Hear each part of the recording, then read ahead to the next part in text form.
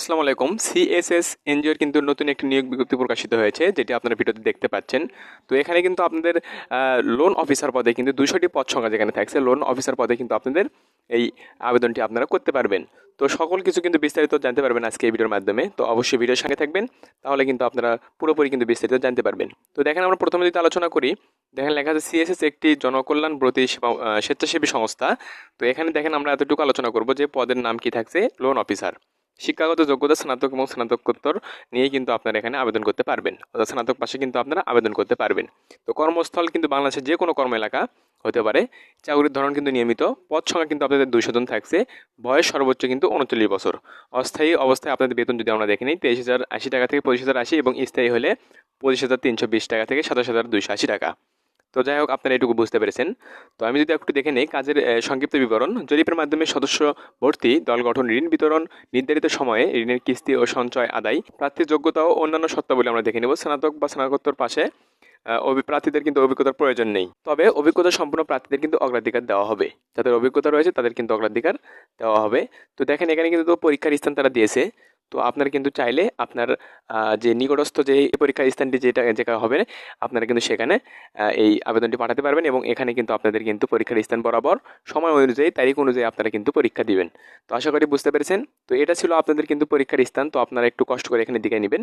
তো আমি বললে ভিডিওটি লং হয়ে যাবে, যার কারণে বললাম না। তো যাই হোক, গুরুত্বপূর্ণ যেগুলো বিষয়গুলো সেগুলো বলে দেওয়ার চেষ্টা করতেছি, সেগুলো দেখে নেন। তো দেখেন, আগ্রহী প্রার্থীকে পরিচালক HRM অ্যান্ড PMEL বরাবর আবেদন করতে হবে। জীবন বৃত্তান্ত ও আবেদনপত্রের সাথে কিন্তু 2 কপি পাসপোর্ট সাইজের সত্যায়িত রঙিন ছবি এবং জাতীয় পরিচয়পত্র লাগবে।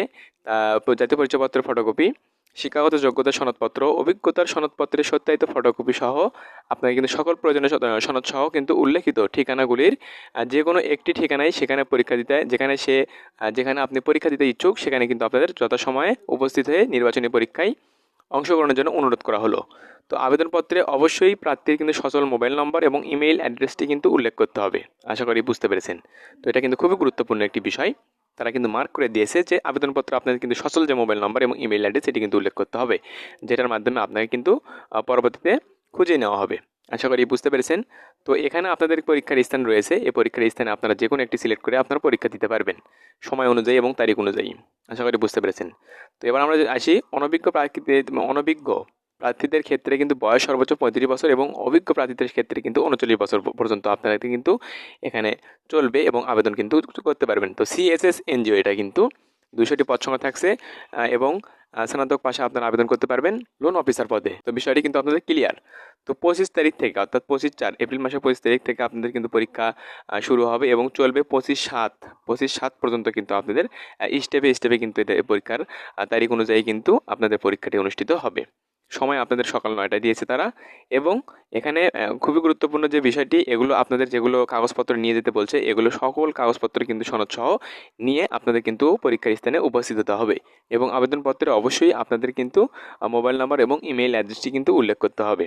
তো এই ছিল আজকের বিষয়। এরকম নিয়োগ বিজ্ঞপ্তি পেতে অবশ্যই আমার চ্যানেলকে সাবস্ক্রাইব করে পাশে থাকবেন।